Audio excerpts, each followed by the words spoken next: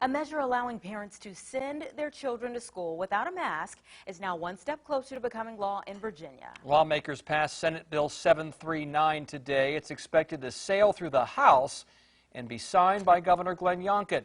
10 News' Michelle Wolf is live from the WAVY newsroom with more on the bill and what some local advocacy groups are doing to try to stop it. Michelle. Tom and Anita, today's bipartisan vote came after a long debate over the effectiveness of masks. 2 school districts in Hampton Roads have enacted similar policies letting parents choose if their child wears a face covering. Now advocacy groups across the state are banding together to try to block the bill that calls to ban all mandatory mask mandates in school.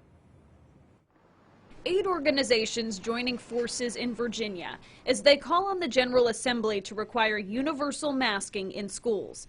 2 of those advocacy groups right here in Hampton Roads.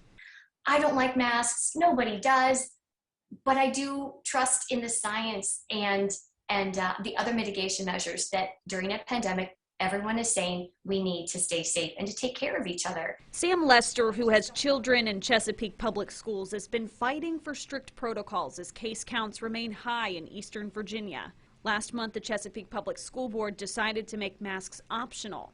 Wednesday's bipartisan vote came as a blow. I really felt like these politicians were pretending to be scientists. Julie Shepard's son is a Virginia Beach student. She's also fought for mandatory masking, as beach schools have created an opt-out form for parents to sign if they don't want their child masked.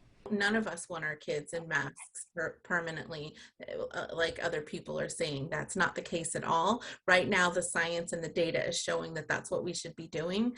Governor Glenn Youngkin released a statement after SB 739's approval in the state Senate, saying, quote, "I promised that as governor, Virginia would move forward with an agenda that empowers parents on the upbringing, education, and care of their own children. I am proud to continue to deliver on that promise."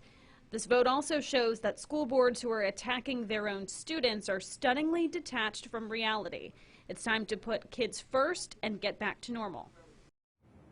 Now, Governor Youngkin has said he's planning on adding an emergency clause to the bill that will allow it to take effect immediately. The General Assembly will have to vote on it again if that does happen. Other states easing mask restrictions in schools include New York, Massachusetts, New Jersey, California, Connecticut, Delaware, and Oregon. Live in the WAVY newsroom, Michelle Wolf, 10 on your side.